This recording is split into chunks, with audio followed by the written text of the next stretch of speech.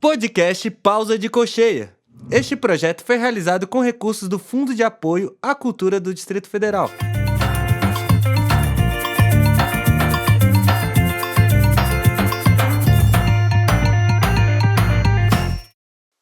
Fala, Batucantes! Eu sou Lucas Ramalho, eu sou um negro de pele clara, com cabelo crespo, com piercings e brincos na orelha esquerda, tatuagens também na mão esquerda. Hoje eu estou usando uma blusa florida, uma calça bege, um tênis branco e eu tenho um biotipo magro. Hoje eu tô aqui com ela, que é cantora, compositora, multi-instrumentista, produtora musical, arte educadora, joga nas 11, bacharel em música popular, acumula vários prêmios aqui, e eu vou destacar um bastante recente aqui, né? Prêmio de melhor videoclipe no 8º Prêmio Profissionais da Música de 2025. Converso com ela, Dessa Ferreira, seja bem-vinda. Obrigada, Lucas. Eu sou Dessa Ferreira, tenho 36 anos, sou uma mulher negra, indígena, de pele clara. Eu tô com um vestido com uma estampa azul com branco, até o joelho. Tô com com meu Idé, Ifá, Idé e Obatalá no braço. Tô de tênis, meias e tô de tranças com cabelos castanhos compridos. Maravilha.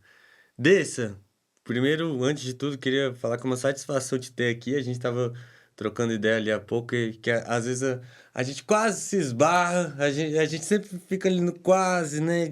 Poxa, estamos dividindo um palco ou compartilhando o mesmo espaço ali, né? Aí eu olhei assim, não, faço questão de ter Dessa Ferreira na Galeria do Pausa. Que bom que deu certo, Que bom, tá? também fiquei Já, muito feliz com o convite. já começa a entrevista falando dessa satisfação, dessa alegria. E, bom, outra coisa que eu comentei contigo foi que quando eu tava olhando seu material ali, né, pensando no roteiro, me chamou muita atenção que você se descreve como uma artista itinerante, né? Sim, De onde vem isso? Como é que funciona isso? olha,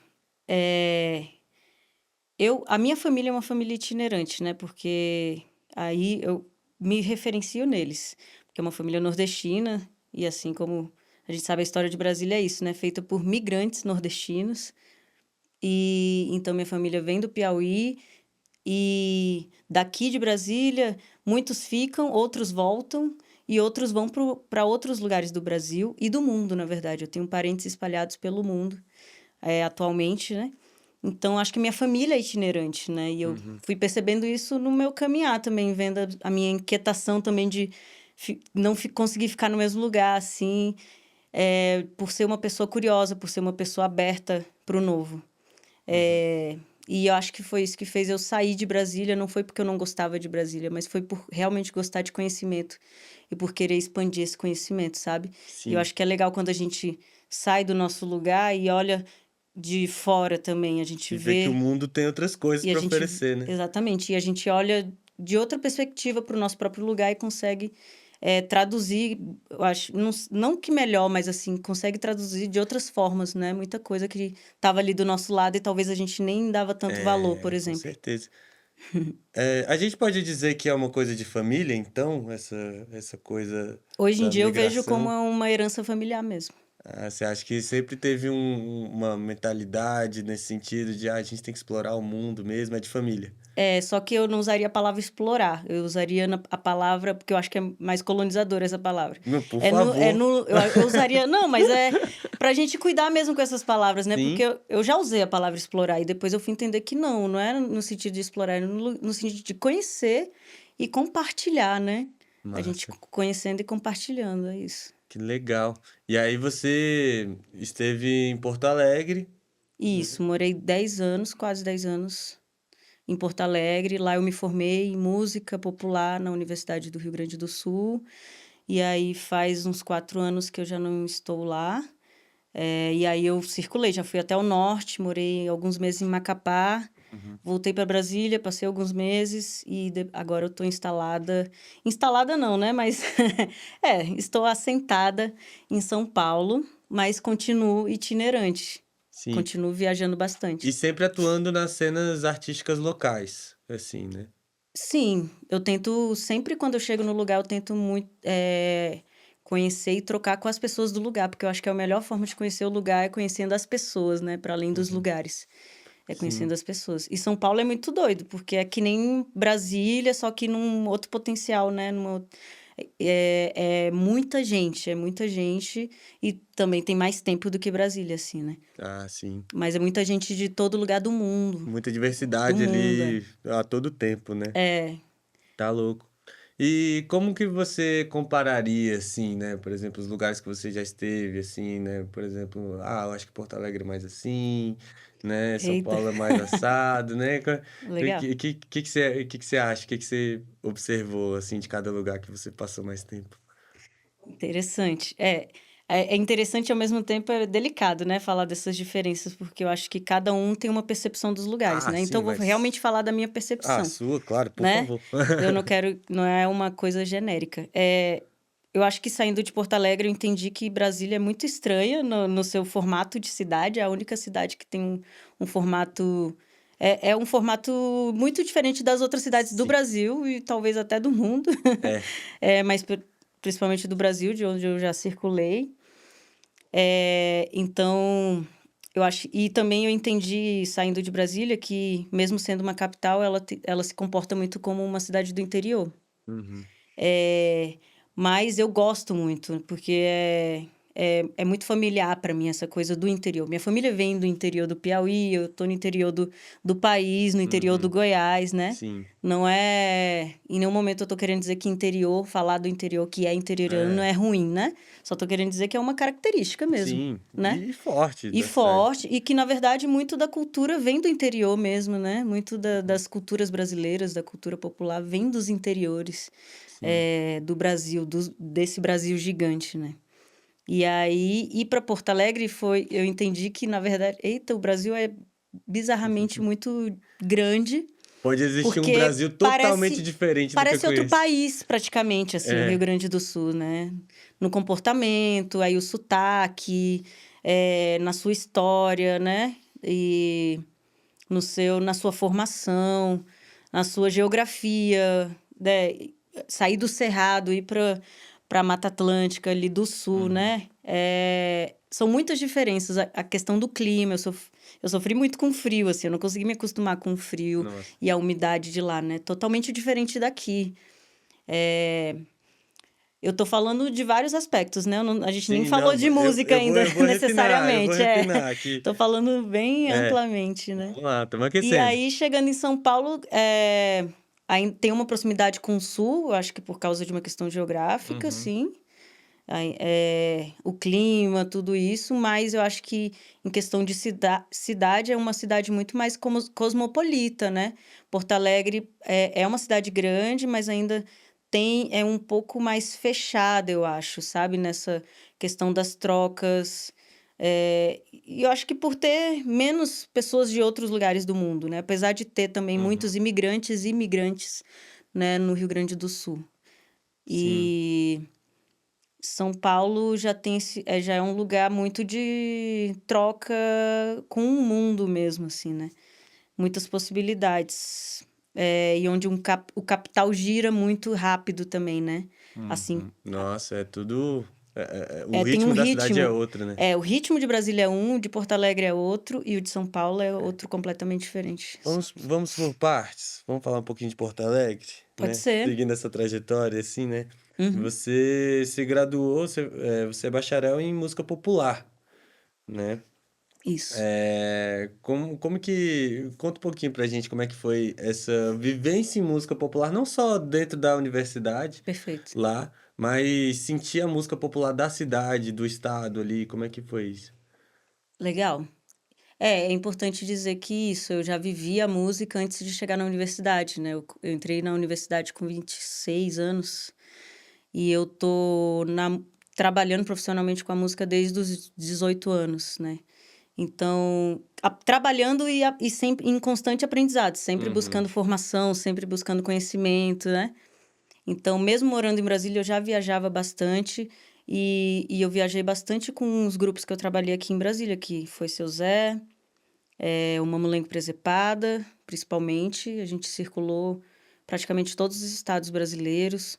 Eh, e isso fez eu encontrar com outras culturas, né, populares do Brasil, né, de Pernambuco, porque eu já conhecia aqui muita coisa Sim, do Brasil em Brasília, mas eu trabalhando com a cultura popular de Brasília, com os mestres daqui, eu também tive a oportunidade de sair de Brasília expande. e conhecer nos lugares essas culturas, né? Então, ir em Pernambuco, ir no Cariri, sabe? Ir no Mato Grosso, em Tocantins, e também no próprio sul do Brasil. É, inclusive, quando eu fui para o sul, a primeira vez, eu fui tocar com o Seu Zé e algumas das Juvelinas. Como é que foi a experiência? É, foi muito legal, porque eu acho que tem uma carência do forró e dessa coisa da cultura popular nordestina lá, que Uhum. as pessoas gostam, É, mas a não gente tá tem falando muito de extremos de geográficos, extremos. né? Às vezes Exatamente. só por isso já não chega tanto, né? E aí chega lá fazendo um forró diferente, que com pífano, por exemplo, né? Uhum. Então, acho que foi uma troca muito interessante. E aí, isso foi em 2013. Era um período que eu estava circulando muito com o Mamulengo Presepada, que é com Chico Simões, o mestre de Taguatinga. É, e aí, e era a época que também que estava nascendo as Três Marias, que é um grupo que eu chamo que eu digo que é uma ramificação do Zé do Pife e as Juvelinas, né? Então, que começou comigo, a Kika e a Gútia. Uhum. E aí, a Gútia, por ser do Sul, levou a gente pra lá pra tocar. Ah, Ela legal. tava voltando pro Sul, já tinha morado aqui em Brasília. E levou a gente pra lá, a gente foi tocar. E aí eu conheci o Porto Alegre. Eu não conhecia Porto Alegre ainda. Eu conhecia o Sul, outras cidades do Sul, Santa Catarina, Paraná, mas não conhecia o Rio Grande do Sul. E aí foi quando eu conheci o curso de música popular também, Uhum. lá. E aí essa Aí era você uma falou, eu quero questão. fazer. É, porque eu já estava querendo ter um estudo mais formal. Eu tinha estudado aqui no Clube do Choro, Uhum. 2011, 2012, com o Chico Abreu. Ah, sim. E E o. esteve aqui no Pausa de Cocheia. É, não, ali Deu é entrevista pra gente também. história, né? Ali Aham. tem história. E também com o filho do Reco Bandolim, eu tive. Agora me fugiu o nome, é o Henrique. Sim, sim. É, eu tive aulas de violão também, né? Porque eu, antes de tocar percussão, antes de começar a percussão, eu tocava violão. Tocava guitarra, também tinha começado a aprender bateria. Ah, legal. Aí depois, quando eu conheci o Seu Zé, ele me colocou a zabumba na E mão, aí mergulhou. e aí eu fui mais no universo da percussão. Ah, O Seu Zé, legal. então, foi um portal, assim, para eu entrar mais no universo da percussão e dos ritmos nordestinos, principalmente, né? Uhum. Aí depois eu, por conta própria, fui buscando outros conhecimentos, dentro dos ritmos de terreiro, por exemplo, do candomblé, Sim. da umbanda. E depois também dos ritmos africanos, com o djembe, aprendendo com a Nana Matos. Mas tudo isso para dizer desses movimentos e como eu fui parar no Sul. Então, foi com a música, foi com a cultura popular, foi com a Uhum. percussão. Foi tocando com o Seu Zé, as Três Marias. Cheguei lá, conheci o curso de música popular. Eu já queria continuar estudando, eu já tinha começado os estudos mais formais no Clube do Choro, mas eu queria me aprofundar mais. É isso, conhecimento, entrega, eu sei o que eu quero, né? E aí, aqui na UNB não tinha música popular, na escola de música também não tinha, o curso de percussão popular começou em 2013, se eu não É. me engano. Na escola de música a gente já tem. E eu acho que um asterisco importante é dizer que na UNB até hoje não Exatamente, temos. não tem, é. Na Né? escola de música, graças a Deus, já tem, mas na época que eu tava buscando não tinha ainda, tinha Uhum. percussão erudita. E eu sabia que se eu estudasse uma coisa que não era a minha prática, a minha vivência, eu ia ficar ali brigando, né?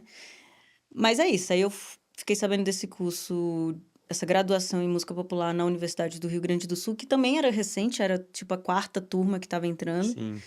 Então, eu resolvi fazer o vestibular, fiz, passei e acabei morando no Rio Grande do Sul, fiquei por lá, realizei vários trabalhos, as Três Marias acabou migrando para lá, porque a Gútia já estava lá, eu também. Aí Aí só a foi só Kika, puxar mais que uma. não foi, não, né? A Kika continuou viajando pelo Brasil. E aí, lá a gente, as Três Marias, na verdade, viraram Cinco Marias. Ah, legal. Começamos a ser cinco mulheres tocando música popular. No começo a gente fazia mais releitura de músicas tradicionais que a gente gostava, do coco, do samba de Uhum. roda, enfim, desse universo da música popular afro-brasileira, né? Sim. e do forró também, porque a Gutia tocava rabeca, toca rabeca. E aí, depois, eu fui começando a botar as minhas composições para jogo. E aí a gente começou a trazer um repertório mais autoral, juntando com a Pamela, que é uma super compositora, Pamela Amaro, que é de Porto Alegre. E aí todas as outras também foram começando a colocar suas escritas, assim. Foi um Ah, lugar legal. muito, eu acho que um laboratório, assim, pra gente colocar as nossas autorias ali e arranjar juntas, fazendo os arranjos. Até aí a gente gravou um álbum em 2013 com essas músicas autorais. E tem uma participação que é a Martinha do Coco, então a gente aproveitou Aham. uma ida da Martinha do Coco, que ela ia dar oficina e Legal. fazer show, aí a gente já gravou com ela. Tem uma música que eu fiz em homenagem à Martinha do Coco, então a gente tenta. É um álbum que fala dessas referências dos mestres, fala da Beth Dochun, lá de Pernambuco, do Coco de Umbigada, Uhum. mas também fala de algumas tradições que inspiraram o grupo, como o jongo, como o samba de coco. Também fala de alguns mestres lá do próprio de Porto Alegre, como o mestre Paraquedas, que é um compositor de samba, que Ah, tem sambas bacana. incríveis. Sempre fazendo essa ponte, né, fazendo outras culturas chegarem a Porto Alegre também, né, lógico, vocês não eram, imagino, não eram as únicas fazendo isso, Não, mas com é um certeza movimento não. importante de ser feito, né? Foi um movimento importante, eu acho que, e principalmente por ser mulheres fazendo isso. Sim. Eu Como é que era a sensação de estar fazendo uma coisa tão bacana, né? E se ver cercado de mulheres mesmo, né? Todo mundo nessa missão, né?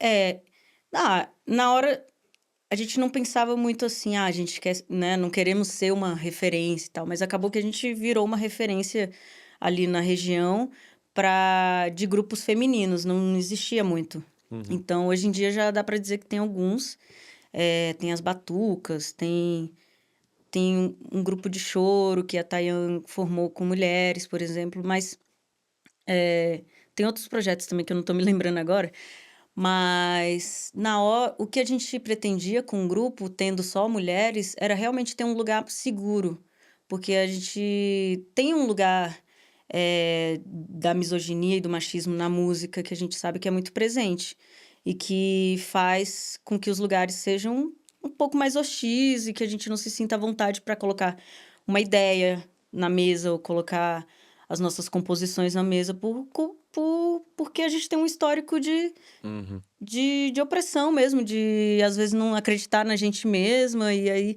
eu acho que construir esse lugar seguro, que era ter só mulheres no grupo, fez com que a gente conseguisse desenvolver muita coisa ali musicalmente. Eram todas musicalmente muito boas, né? E eu, ali me formando na universidade, conheci a Tamires, que é baixista. Então, a Tamires era, tipo, a única baixista da universidade, no curso de música popular. Eu era a única mulher também da percussão. Olha só. Então, é a gente se encontrando para desenvolver coisas que eu acho que só num lugar mais tranquilo, mais em casa, assim, mais íntimo, entre mulheres, a gente conseguiria desenvolver, né? Entendi. Mas, E, mas é isso. e desse, eu tava aqui, antes da gente começar, né? Tava organizando um pouco as coisas pra gente começar, roteiros e afins. E aí, você tava conversando com a Nonô ali, eu peguei de canto de ouvido ali, né? Você tem trabalhado com forró em São Paulo também. Uhum, E tentando carregar isso, né? De montar bandas, montar grupos femininos, né? uhum. Como é que tem sido essa empreitada já em São Paulo? Em São Paulo, eu acho isso menos difícil do que, por exemplo, em Porto Alegre e até em Brasília. Eu não sei como é que tá o contexto em Brasília, mas na época que eu saí de Brasília, apesar de eu ter vindo do Zé do Pife e das Juvelinas, que era um grupo majoritário, que era um grupo de mulheres com o Uhum. seu Zé, né? É, nunca foi muito fácil formar grupos só com mulheres, porque as poucas que tinham eram muito demandadas. Então, na época que eu estava bem tocando em vários grupos, vários projetos aqui em Brasília, não tinha muitas mulheres percussionistas. Era a Larissa Maitá, era eu, a Nanã Matos, tinha mais algumas meninas ali do Seu Estrelo, a Raquel, a Lê, a... várias meninas do Seu Estrelo, na verdade. A Stephanie. Mas elas tocavam mais no Seu Estrelo, que eu saiba. Uhum. Uma ou outra tinha projetos musicais fora, né? Então, não tinha tanto. E aí, hoje em dia, eu vejo que tem muito mais, né? Tem muito. Ainda bem. E eu acho que isso tem a ver com essa construção que a gente foi fazendo aqui em Brasília de se fortalecer E entre vocês nós foram abrindo mesmos, né? De caminho ter uma também, né? referência. É, exatamente. E aí, Em São Paulo. em São Paulo, pronto. Aí, indo para São Paulo, não sei se é por causa do momento que eu chego em São Paulo também, mas eu vejo uma oferta, assim, de mulheres que tocam todos os tipos de instrumento, em uma grande quantidade de mulheres que tocam, que são instrumentistas, né? Para além de cantoras. Porque é mais fácil a gente encontrar mulheres cantando, né? Uhum. Nesse lugar de cantoras. E menos instrumentistas, né? Atualmente isso não tem sido um problema. Em São Paulo eu não vejo, não é uma dificuldade, entendeu? Na verdade, você consegue com tranquilidade formar projetos femininos, assim, porque tem muitas mulheres que são profissionais da música, instrumentistas, e é isso. Aí acaba que tem várias que são mais requisitadas, né, e Sim, tal, por sim. causa da linguagem musical. Tipo, eu tenho, no meu projeto autoral, eu sempre priorizo pessoas negras e mulheres ou pessoas Importante, LGBT. Eu necessário. sempre tento, porque é o meu recorte, né? Uhum. Então, são pessoas com que eu vou ter facilidade para dialogar, talvez. Não quer Que vou dizer ter que a mais gente empatia com as suas ideias, né, não quer também. dizer que a gente pense igual, todo mundo, né? Mas assim, sempre. E que bom. E que bom, e é isso que enriquece os trabalhos, né? Na É, verdade. Mas eu acho que em algum lugar existe um diálogo, assim, uma sim. conexão, e eu acho que isso é importante, né? Mas eu acho que é, na verdade, até uma militância minha mesmo, de ver mais mulheres na música, de ver mais pessoas negras no protagonismo, É um mulheres cenário que você negras no quer ver. protagonismo. É isso, é uma utopia mesmo, tipo, ver mais projetos musicais formados por mulheres pretas, indígenas no palco, com protagonismo, né? Pessoas LGBT, nesse recorte, assim, ter mais, assim, porque a gente sabe que tem, mas ainda não é a grande maioria. A Uhum. música ainda é tomada pelos homens brancos cis. A gente não pode negar isso. É Sim. uma construção que está sendo feita e, claro, por causa de muita luta, não é uma coisa natural. Não, é uma coisa que está sendo feita por causa de muita luta mesmo, né? Do pessoal apontar o dedo, falar, Sim. vir com estudos, vir, né, desde o movimento negro até as feministas, até o movimento, né, da E é LGBT. incessante, né? É uma construção ali que cada tijolinho é importante ali, né? E eu fico pensando, por exemplo, como é que isso se reflete no seu trabalho autoral. Você mencionou por alto ele assim, mas eu gostaria de entrar um pouco nisso desse. Como é que você tem enxergado assim a pertinência do seu trabalho, né? Para onde que você quer ir com ele? O que que você tem produzido nesse sentido? Se você puder comentar um pouco pra gente também. É um sankofa, né? É um olhar para essas raízes e aprender com esse passado para construir um novo futuro. Então, o que que a gente quer de futuro? O que que a gente quer para o agora de diferente, né? De melhor, né? E aí é olhar, tá? Isso não é tão legal como está funcionando. O que que não está funcionando bem? Ah, os ismos da vida, o racismo, os Uhum. machismos, homofobias e misoginias. E aí, porque tudo isso se resume a gente poder fazer e ser o que a gente quiser com liberdade, né? Mas esses ismos acabam criando barreiras para pessoas que são racializadas, que têm um gênero, né? Que, enfim, tem transição de gênero, Sim. enfim, E que são são consideradas barreiras. minorias, mas são maiorias, na verdade, né? É. Não, e são barreiras muitas vezes intransponíveis, assim, né? É importante, cada trabalho nesse sentido é importante. Tá louco. E aí, o meu trabalho, que se chama Pulso, que foi o meu trabalho mais recente, né? E primeiro trabalho e o mais recente, autoral, para além dos grupos, né? Porque eu lancei álbum com o Seu Zé, lancei álbum com as Três Marias, participei de outros projetos musicais em que eu gravei, mas aí o meu trabalho autoral, ele surge muito nesse lugar. O pulso no sentido de vida, né? E no sentido de ritmo, por causa da percussão ser esse meu front, né? Esse meu lugar de fala, assim, meu lugar a percussão é um lugar, é uma ferramenta que abriu caminhos para minha vida profissional, para minha vida pessoal e também para eu me conectar com a minha própria ancestralidade. Então, pulso no sentido de que segue viva ainda essa ancestralidade, mesmo que não se fale muito sobre isso, né? Então, todas as músicas vão girar em torno de ancestralidade, ao mesmo tempo de reconexão, de retomada do agora, né? Eu tô falando de passado, presente e futuro, e tô trazendo a percussão como algo que é fundamental para a música brasileira, e talvez até para a música do mundo, né? Mas como a pulsação do coração, assim como o coração é importante para a vida, né? O tambor, a percussão também é Nossa. importante para a vida. Então, fazendo esse paralelo, assim, pulso do coração e o pulso do tambor. E, aí o meu trabalho fala sobre isso, sobre essa ancestralidade viva e presente e dinâmica, né? E aí, falando dessas raízes, principalmente raízes negras e indígenas, que são fundamentais para a construção da sociedade brasileira, mas que não são reconhecidas pela sociedade Sim. brasileira. Ainda continuamos à margem da sociedade brasileira. A percussão é uma grande ferramenta, né, para a gente atender uma missão como essa. Eu fico pensando, assim, em termos mais práticos, né?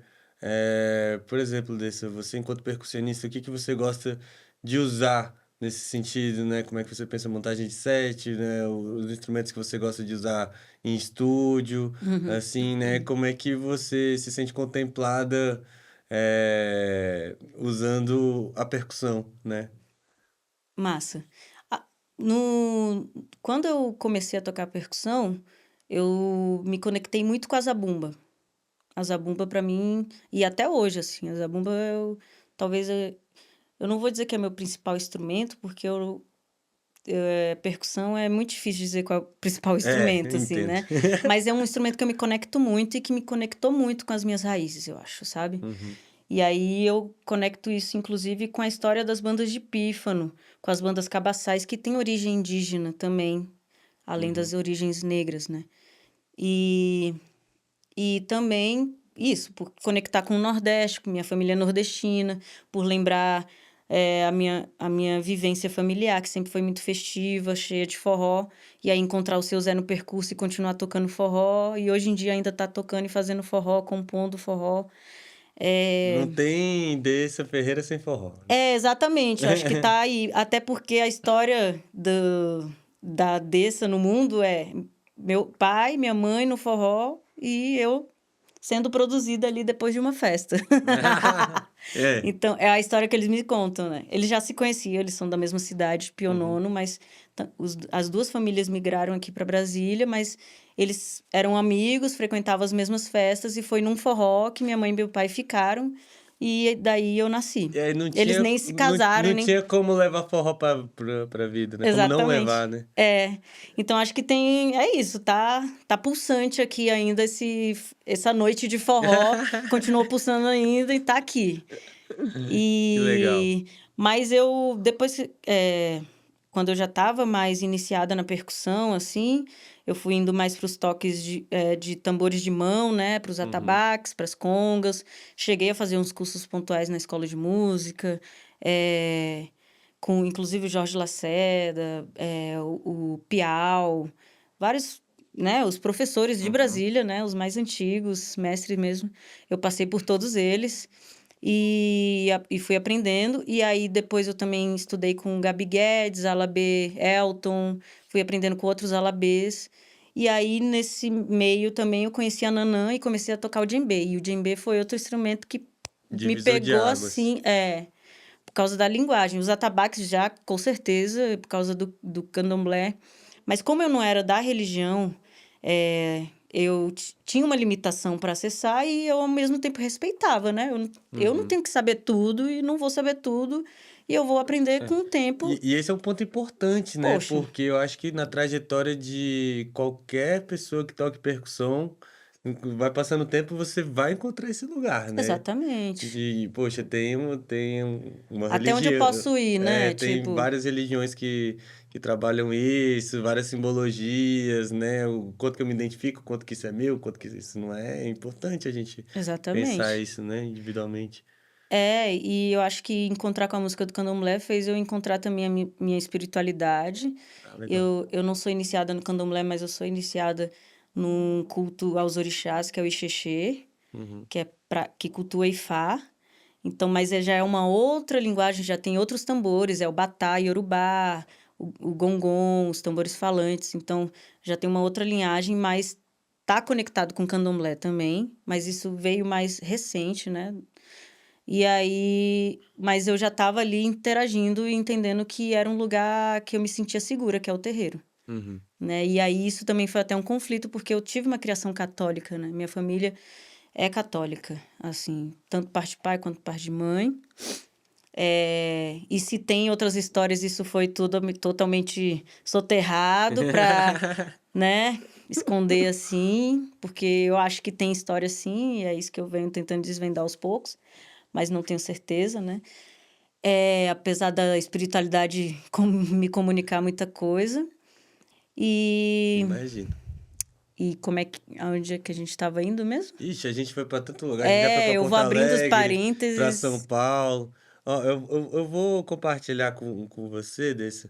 Eu tô com uma pergunta assim, eu tô imaginando assim, pô, será que tem algum momento muito marcante de aprendizado, assim? Porque você teve a oportunidade de tocar, estudar, ensinar em vários lugares, né? Eu Uhum, acho que isso é muito forte no seu perfil, uhum, né? Você teve a oportunidade de estudar com grandes mestres, uhum. né?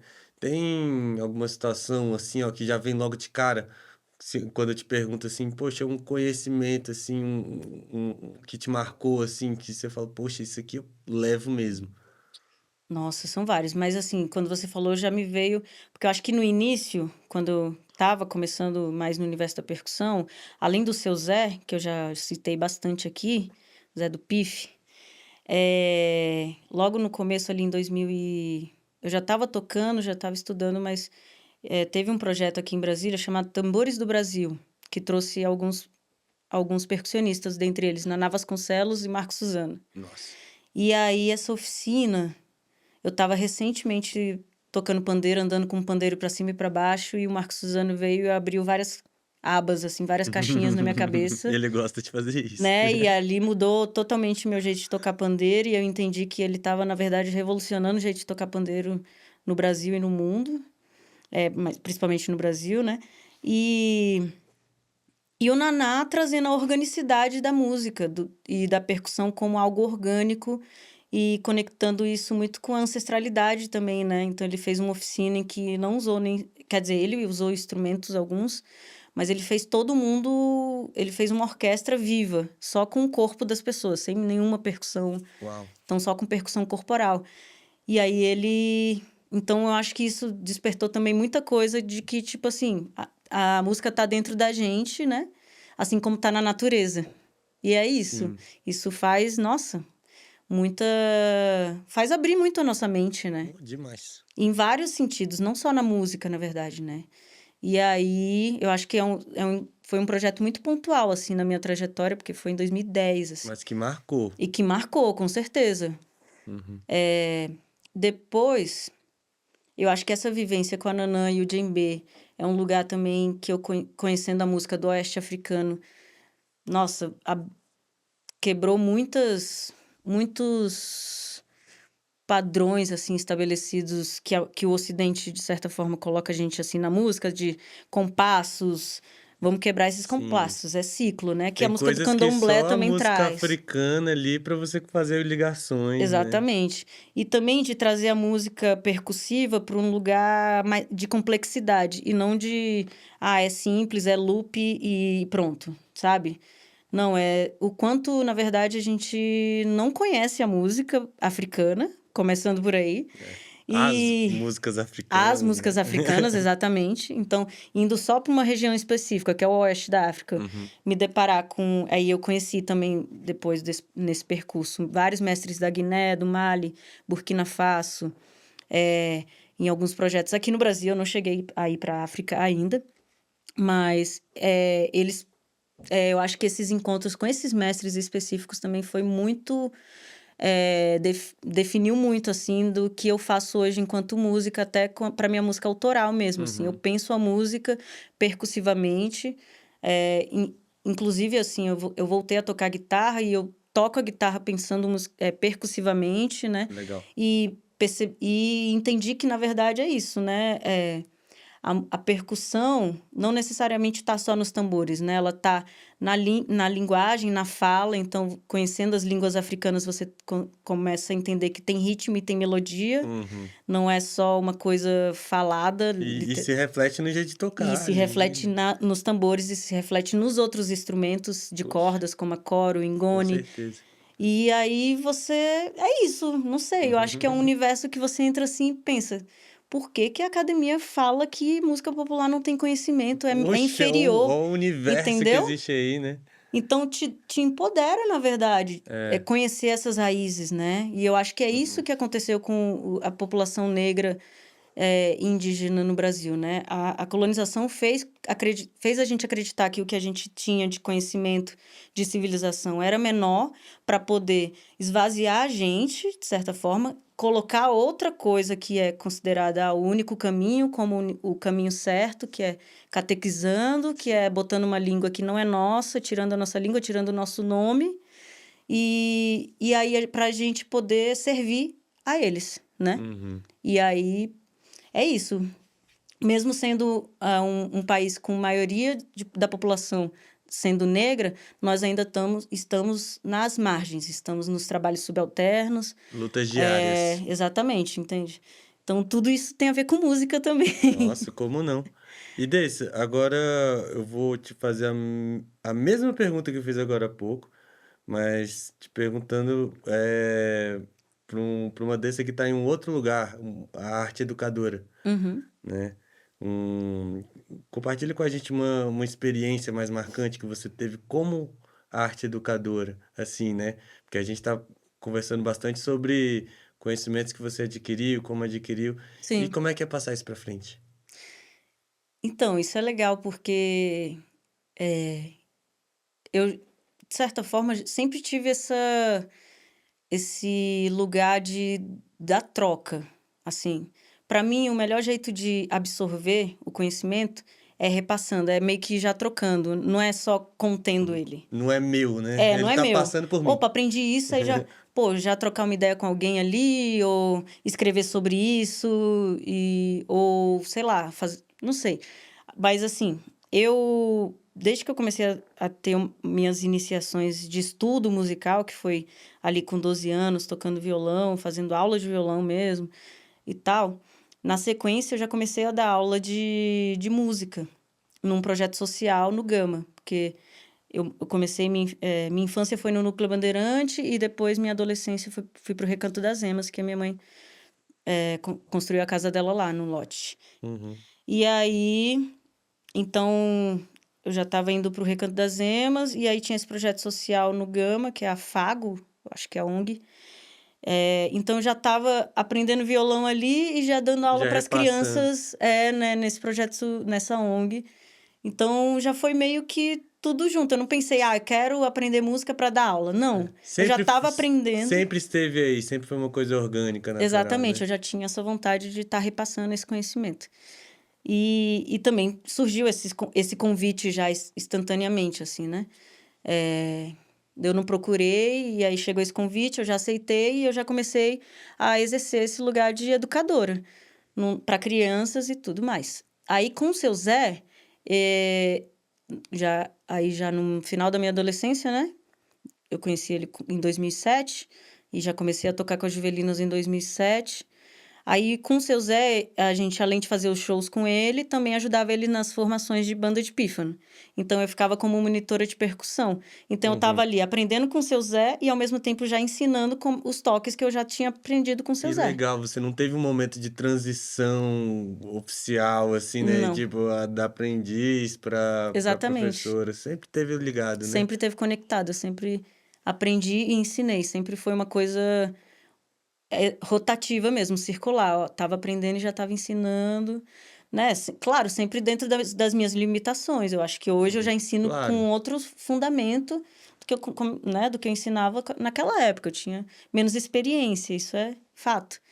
Mas eu já estava ali. E aí eu acho que isso me ajudou muito no meu crescimento com mais rapidez, né, dentro da música, assim. Essa coisa de já estar aprendendo e já estar ensinando, porque quando você está ensinando, as pessoas te perguntam umas coisas que você não tinha parado para pensar.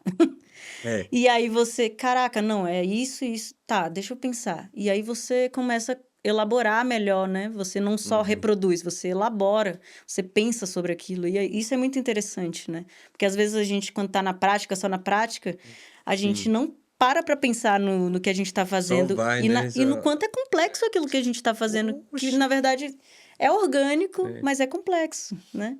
Caramba, Tem disse gente que não tudo. consegue fazer o que a gente está fazendo. É um baita Parece exercício. fácil, mas é difícil. É, não. Desse, estamos chegando nos finalmente aqui, né? Ah, poxa. Pô, ganhei um dessa Ferreira. Poxa, feliz. Mas, enfim, como eu disse, caminhando para o finalmente, assim, né? Tem uma pergunta que a gente lança para todo mundo que entra na galeria do Pausa de Cocheia, que, na verdade, a gente pede um conselho para quem está começando na percussão, para quem está se aventurando agora, seja como hobby, seja entrando nesse campo profissional, assim, né? O que que você diria para quem está entrando nesse universo agora? Eu diria mergulhe, mergulhe fundo, porque o oceano é muito grande e é muito bom aprender a nadar. É uma coisa que eu não sabia e venho aprendendo, e depois que você aprende a boiar, aprende a nadar, fica tudo mais leve, tudo mais fluido, né? E a gente ganha segurança. Então acho que o mergulho, sair da superfície, sair do estético e entrar nas profundezas, entrar no, inclusive no que parece que tá sem ar, tô ficando sem ar. O- Ver também a escuridão, né? O lugar onde a gente não necessariamente enxerga, tá vendo, mas ver com outros sentidos, né? Sentir a partir Uhum. dos outros sentidos e não só com a visão e não só com a audição, né? Sentir com todos os sentidos a música, eu acho que é isso, mergulhar, adentrar, se entregar e, e sempre questionar também. Questionar, entender, buscar entender, respeitar os mais velhos, Importante. escutar os mais velhos e ao mesmo tempo estar atento ao que está acontecendo e entender o contexto do que está acontecendo, de como as pessoas te repassam as coisas, porque é isso, os mais velhos têm muita sabedoria, mas eles viveram O- em uma outra é, época, né? E aí, como é que eu levo esse aprendizado que é valioso, mas para hoje? com esse mundão Com com esse. mudanças cada vez mais rápidas, é importante esse Exatamente, exercício. exatamente. E também respeitar os mais novos que estão vindo, né? Ou Importantíssimo. seja, não ser arrogante, né? Não achar que sabe mais que ninguém, entender que você também aprendeu, começou de algum lugar, você não começou já sendo um grande percussionista ou uma grande percussionista. Eu acho que humildade e ao mesmo tempo firmeza, né, no que você já conhece. Eu acho que percussionistas do Brasil têm que entender que nós somos a base da música brasileira e a gente não pode ser tratado como algo menor. É isso, a gente não pode deixar as piadinhas reinarem, sabe? Ó, É, chega disso, a gente tem que entender que a música percussiva do Brasil, ela é muito complexa. existe muita coisa por trás de um Existe comentáriozinho muita coisa por malicioso. trás de uma célula rítmica, É, existe cultura, existe história, existe espiritualidade, né? Então, é para além, é tudo para além. Então, acho que é isso, ter tranquilidade de que é um universo que eu acho que engrandece muito, né? Pô, que maravilha desse. Posso falar pessoalmente que eu fico muito feliz de conhecer melhor como que você pulsa, como é que você enxerga o mundo, assim, né, a partir das suas vivências. Como eu falei, me chama muita atenção você ter passado por vários lugares, ter vivido várias coisas, assim, né? Isso reflete muito no que você traz, assim. Eu acho tudo muito interessante. E espero Obrigada. que seja um primeiro contato mais aprofundado de Exato, vários outros que estejam aí pela frente. com Te agradeço certeza. muito pela participação aqui no podcast, tá? Eu que agradeço o convite, a lembrança por ter lembrado. Eu tenho eu tenho lembranças, memórias muito boas de Brasília. Eu sempre falo de Brasília porque faz parte totalmente da minha formação, né? A Brasília me formou antes da universidade, né? Então isso é muito importante, assim, porque às vezes o título vem na frente, né? E acaba, de certa forma, apagando o que vem antes, né? E eu tenho certeza que eu cheguei na universidade já sabendo muita coisa por causa de Brasília e dessa multiplicidade, dessa polo cultural que é Brasília, sabe? E também por ter conhecido vários lugares do Brasil. Então, claro, aí chego na universidade, me deparo com vários desafios, mas... e vários conhecimentos que me agregaram também, eu não posso negar isso. Mas é isso, eu tô muito feliz de voltar. Eu sempre sou muito grata por voltar para casa e me sentir em casa, me sentir acolhida e me sentir reconhecida também como uma percussionista, uma musicista de Brasília. Como não? Sempre tocando percussão.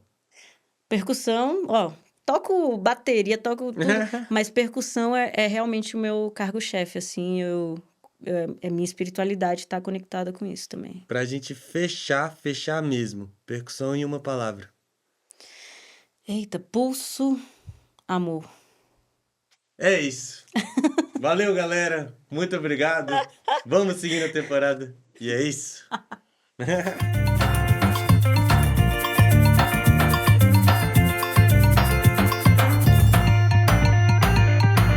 Podcast Pausa de Cocheia.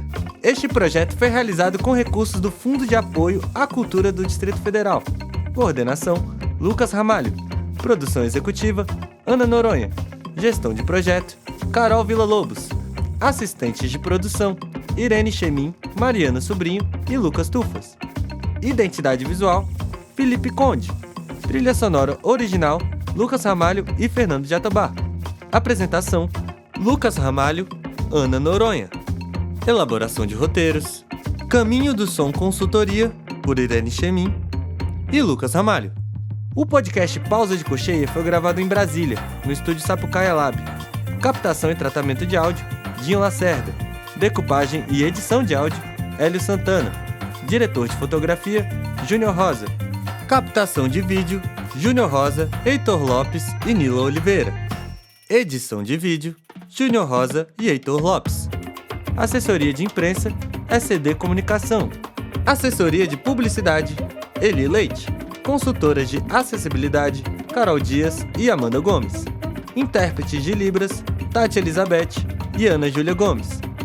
Ministrantes da oficina O Coco Encontra o Jongo: Apoena Machado e Martinha do Coco. Monitor de cegos: Marcos do Espírito Santo. Operação de som das oficinas: Audiovic.